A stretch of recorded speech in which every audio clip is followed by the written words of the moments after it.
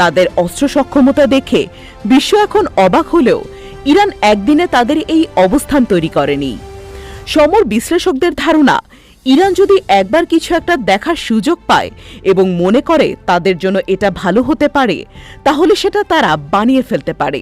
কয়েক বছর আগে আমেরিকার ড্রোন ভূপাতিত করার পর তারা ড্রোন বানাতে থাকে এবং এখন ক্ষেপণাস্ত্রের পাশাপাশি তাদের প্রতিরক্ষার গুরুত্বপূর্ণ অংশ ড্রোন তেহরান বানিয়ে ফেলেছে।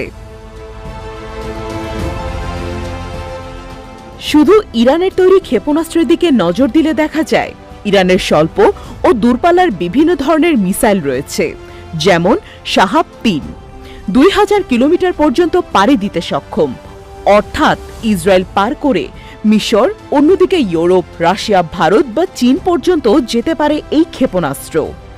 এছাড়াও রয়েছে হাজ কাশেম, যা 1400 কিলোমিটার পথ পাড়ি দিতে পারে, খেইবার যা 2000 কিলোমিটার এবং সেজিল যা 2500 কিলোমিটার পথ পাড়ি দিতে পারে। ইরানের অস্ত্র সরঞ্জামের বড় যোগানদাতা রাশিয়া হলেও ইউক্রেন যুদ্ধে রাশিয়াকে নিজেদের তৈরি ড্রোন দিয়েছে ইরান। দেশটি এত শক্তিশালী অস্ত্র তৈরির জন্য যে অর্থ ব্যবহার করে তার মূল যোগানদাতা ইরান নিজেই। বিপুল আর্থিক সামর্থ্যের পেছনে কাজ করে দেশটির প্রাকৃতিক সম্পদ। যুক্তরাষ্ট্রের তথ্য অনুযায়ী 2021 সালেও বিশ্বে গ্যাসের দ্বিতীয় ও তেলের তৃতীয় বৃহত্তম মজুদ ছিল ইরানের। তেল, গ্যাস ও খনিজ সম্পদে যথেষ্ট সমৃদ্ধ ইরান। এছাড়া ইরান লাগোয়া হরমুজ প্রণালী কৌশলগতভাবে গুরুত্বপূর্ণ। 34 কিলোমিটার প্রশস্ত এ অংশ দিয়ে বিশ্বের 21% তেলের সরবরাহ হয়। মজার বিষয় হল, ইরানের জ্বালানি সম্পদকে কেন্দ্র করে নানাবিধ নিষেধাজ্ঞা থাকলেও খোদ আমেরিকাও তাদের জ্বালানি ক্রয় করে। মাঝে 10 বছর পুরোপুরি বন্ধ থাকলেও গত 4 বছরে কিছু তেল ও পেট্রোলিয়াম পণ্য কিনেছে তারা, যা প্রকাশ করেছে খোদ আমেরিকা।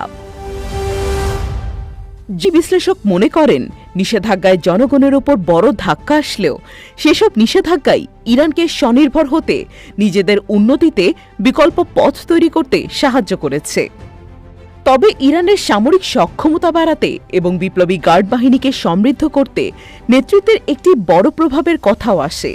ইরানের কিছু পর্যবেক্ষকের মতে, ইরানের সর্বোচ্চ নেতা আয়াতুল্লাহ আলী খামেনির একনায়কতন্ত্র দেশের জনগণ অতটা ভালোভাবে না নিলেও তারা এটা স্বীকার করে যে দেশের স্বার্থে, বিশেষত পশ্চিমা শক্তিকে পাল্লা দিতে এবং মধ্যপ্রাচ্যের প্রভাব ধরে রাখতে খামেনির যে নেতৃত্ব এবং সাহস, সেটা বড় ভূমিকা পালন করে।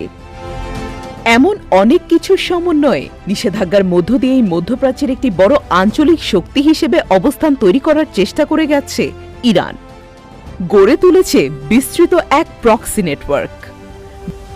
বর্তমানে যে পরিস্থিতি, তাতে পশ্চিমা নানা নিষেধাজ্ঞা থেকে ইরানের বের হয়ে আসার মতো কোনো আলামত তো নেই, বরং বড়সড় যুদ্ধের আড়ালে আরও কিছু নতুন বাস্তবতার মুখে পড়তে যাচ্ছে ইরানের শত্রুরা।